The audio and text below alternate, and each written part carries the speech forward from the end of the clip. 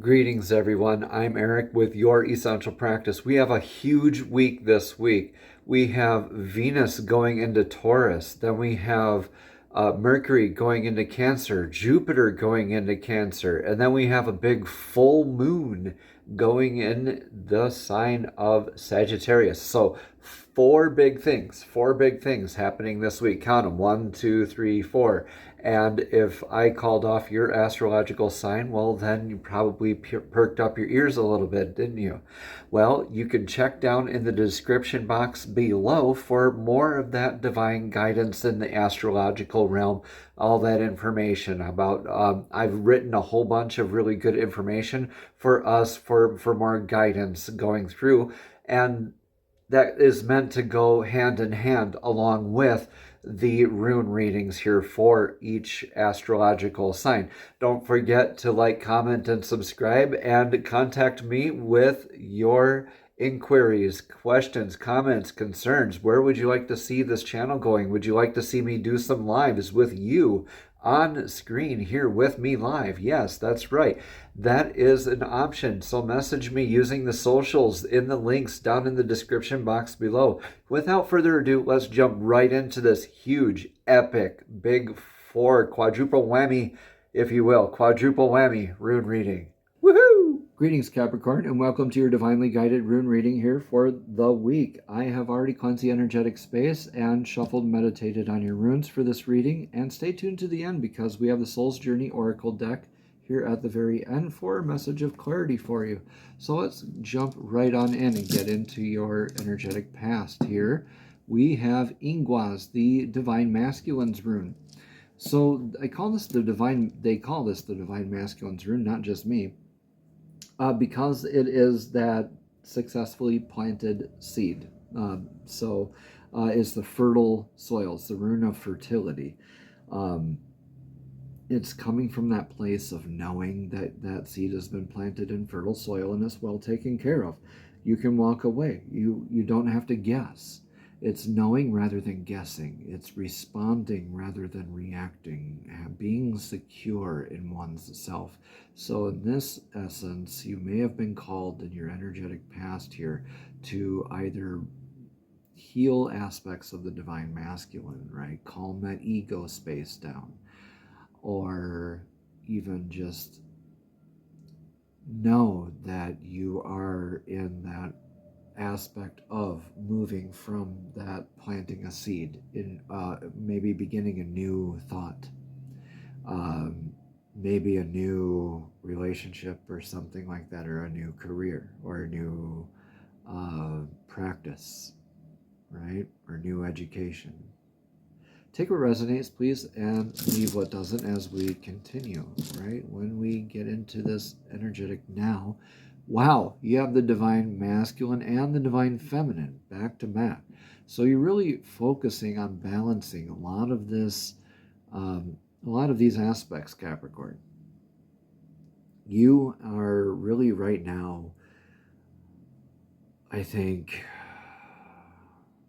really healing a lot of emotions, processing a lot of emotions, working on healing that intuition, removing any blocks to your third eye, right?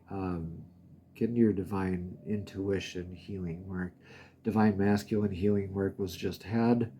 You thought you were in a good place, right?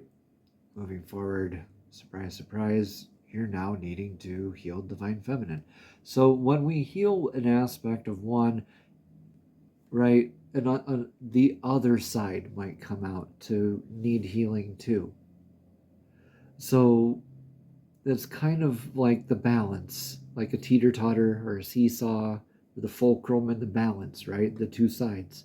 You just put a weight on one side because you just invested in it. Now this other side comes up for healing. All right, so now you need to add weight of healing to that side so you can balance this energetic scale in your life. Does that make sense to you? Let me know in the comments below how this resonates. So the divine feminine healing, a lot of that intuitive healing work, This is Lagos, it literally means sea, lake, flow, water, dowsing with water, scrying with water. Definitely viewing a body of water, spending time near water right now is called for. You could be on water right now or near water right now receiving this message.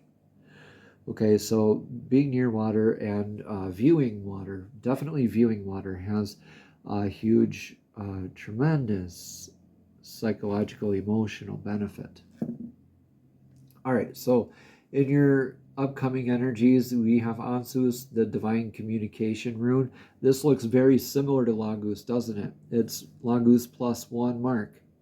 Very divinely connected. This is the rune of divine downloads, prophetic dream work. So yeah, enhanced divine feminine downloads. So maybe like you've been doing a lot of work on yourself and you're continuing to do a lot of work and you're enhancing that connection with your divine source blueprint, looking up for those signs, those spirit numbers, spirit guides, spirit animals, palindrome numbers, divine communications, aha moments, epiphanies, things like that, right? Weird premonition dreams, deja vu, things like that.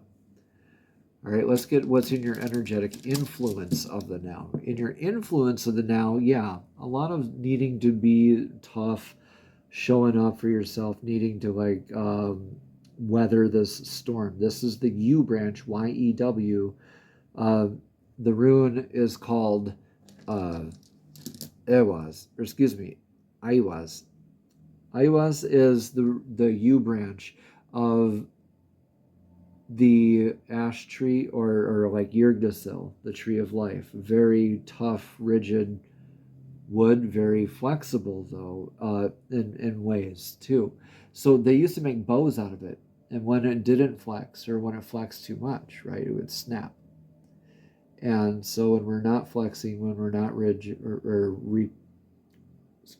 we're flexing too much, or when we're not flexing at all, we snap our branches and we become rigid, and possibly repeat life lessons, or snap one branch and have to repeat more or go into more that healing work.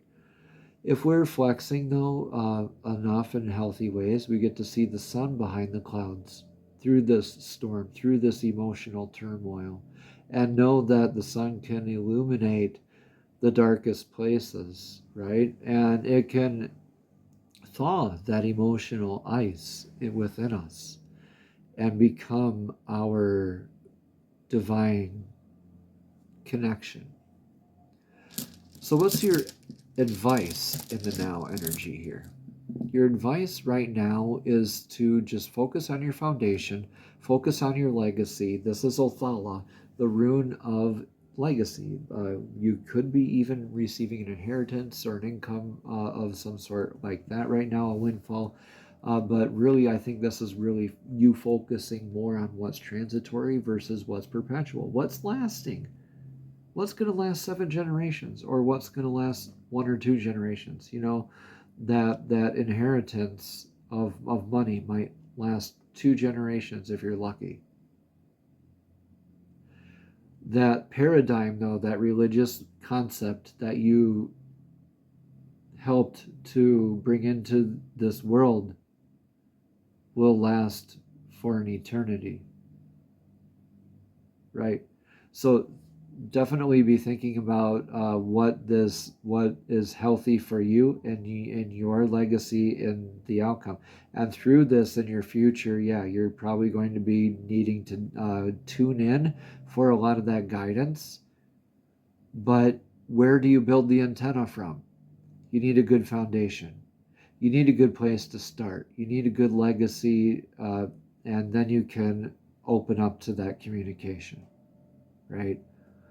You need a good place to put that. You don't ever see a radio tower that's just hanging in midair. It always has a foundation it stands on, right? A big radio tower, right?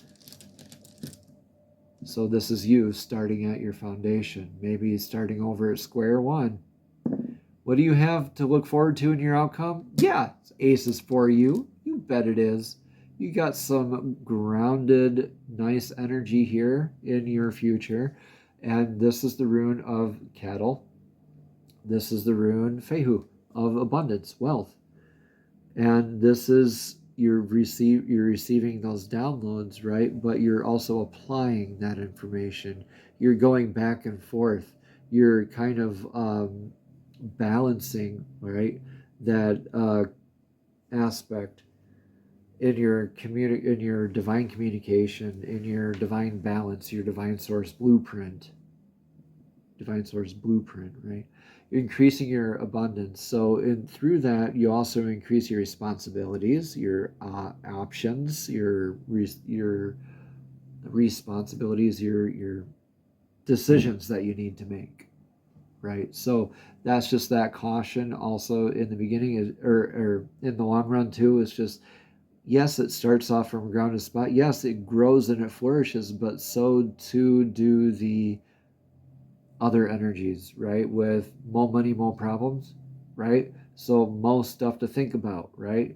With more money comes that other things that you need to be responsible for, right?